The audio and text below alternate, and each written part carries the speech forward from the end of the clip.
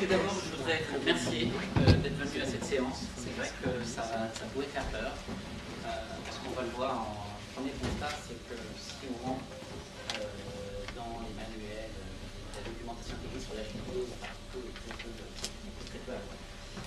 Donc, d'abord, ce groupe dont je vais me présenter. Je suis Renaud Chaumet. Donc, je suis le fondateur de Time Performance. Time Performance, c'est quoi? C'est un éditeur de logiciels SaaS de gestion agile de projet. Là, vous parlez de Time Performance. Pour mon expérience précédente, précédemment, j'ai été DSI d'une startup qui s'appelle Direct Energy, qui est un fournisseur alternatif d'électricité en France. Et pendant 3 ans, il a fallu créer un système d'information de A jusqu'à Z. Et pourquoi je vous parle de cette expérience-là? Parce que c'est une expérience qui est profondément agile. Pourquoi? Un marché qui s'ouvre, une société qui se monte, une start-up qui se crée, c'est deux contextes extrêmement explosifs. Donc l'agilité, c'était quelque chose qui était très important. Et suite à ça, il m'a paru évident qu'on avait besoin d'avoir des indicateurs de suivi.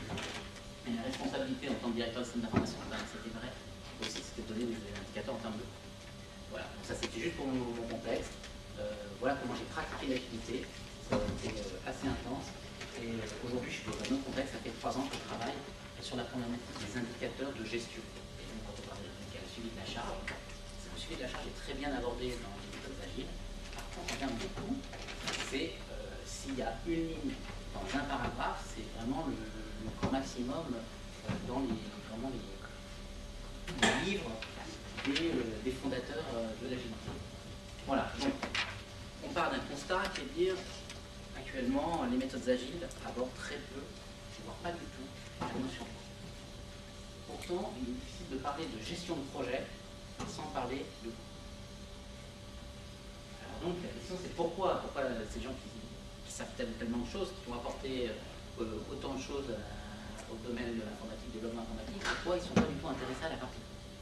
Alors, je vais essayer de trouver des explications à ce phénomène. Alors, la première explication, Scott Ambler le dit très très bien. C'est que la communauté de l'agilité est développeur focused, c'est-à-dire centrée sur le développeur. Donc on va parler de tests unitaires, on va parler de points de user stories, on va parler de charge aussi, parce que c'est le travail du développeur. Par contre, bon, le développeur, le coût, il ne le voit pas forcément. Donc ça, c'est une première explication, c'est que dire, les méthodes agiles, c'est le point de vue du développeur. Le point de vue du développeur, ce n'est pas le point de vue du manager, forcément. Ça, c'est le premier point. Et donc, ce qui est lié, c'est de dire, moi, finalement, les coûts, ça ne m'intéresse pas. Moi, en tant que développeur, les coûts, bon, voilà, il y a quelqu'un qui paye le chèque, mais moi, ça ne me concerne pas. Ce que je dois résoudre, c'est mes problèmes, l'intégration continue, développer mon taux de couverture de test, est-ce que ma conception est bonne, est-ce que je suis capable d'implémenter les solutions. Finalement, c'est quelqu'un d'autre qui gère le chèque et ça ne me concerne pas. J'espère vous faire changer d'avis sur ce sujet-là. Le deuxième point, c'est de dire, même si on utilise le terme méthode agile, attention, ce n'est pas vraiment des méthodes, et surtout pas des méthodes de gestion de projet. Les gens préfèrent parler de framework, de cadre, de bonne pratique. Alors ça, c'est le deuxième point. Les méthodes agiles ne sont pas des méthodes de gestion de projet, en tout cas tant que telles. Il y a des domaines qui sont liés à la notion de méthode de gestion de projet, à la gestion de projet, mais ça ne couvre pas tous les domaines, et notamment pas les domaines de la gestion des coûts. Voilà. Donc c'est un moyen aussi de combler un peu cette lacune-là qu'on va trouver dans la littérature. Donc ça, c'est le deuxième aspect. Et puis, il y a aussi une différence. Si vous écoutez Ken Schwaber, il le dit. Le Scrum, c'est un outil pour faire du développement de produits. Et on parle de product owner. On ne parle pas de project, on parle de product owner. Quelle est la différence entre un produit, développer un produit et développer un projet? Il y a une grosse différence si vous prenez la définition stricte d'un projet. Un projet, c'est un périmètre déterminé qui va se terminer à une date donnée. Quand on est éditeur de logiciels, quand on crée une solution, la solution, on ne sait pas quand est-ce qu'elle va se terminer. Elle doit vivre d'année en année, il y aura une version 1, une version 2, une version 3, ça ne s'arrête pas. C'est la différence avec un projet qui est prévu, lui, pour se terminer. Ce qui fait que, finalement, il y a des problématiques qui ne se posent pas. Quand vous développez un produit, c'est le cœur de votre société, c'est ce qu'elle offre à votre société. Donc, les coûts, c'est un peu moins sensible parce qu'il ne s'agit pas, on ne peut pas tout d'un coup ne plus avoir de produit et ne plus développer son produit. On est obligé de continuer. Donc, on a moins de problématiques que quand on a un projet qui, lui, c'est un projet support de la société qui, lui, peut s'arrêter et qui aura donc plus besoin de justifier ses coûts. Enfin, le dernier point pour lequel aussi ça peut ne pas avoir été abordé, c'est de se dire, finalement, les projets agiles, au niveau de la gestion des coûts, ça se gère comme les autres. Voilà, je ne sais pas si vous êtes plus ou moins sceptique sur la chose. C'est pas complètement faux, c'est pas complètement vrai. Donc on va voir comment ça se passe. Voilà, donc ça, il y a un constat au départ, c'est de dire, on n'aborde pas la gestion des coûts, c'est de se demander pourquoi on n'en parle pas, c'est quand même dommage. Et donc, j'en reviens à l'objectif de la présentation, c'est d'abord de sensibiliser les gens à la gestion des coûts.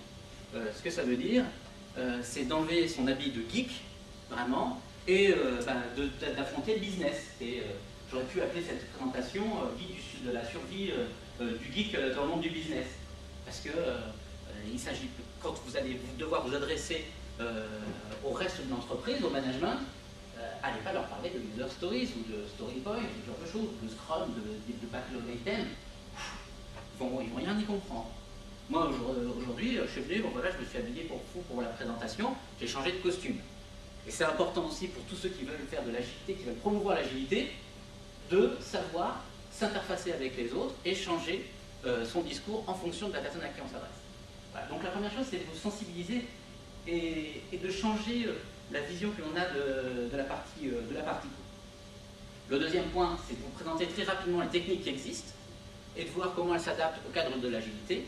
Et comme j'ai dit en introduction à 2 heures, c'est d'avoir une réflexion, finalement, puisqu'on parle de coût, est-ce que les projets agiles, ça coûte moins cher, plus cher que les autres projets pas agiles.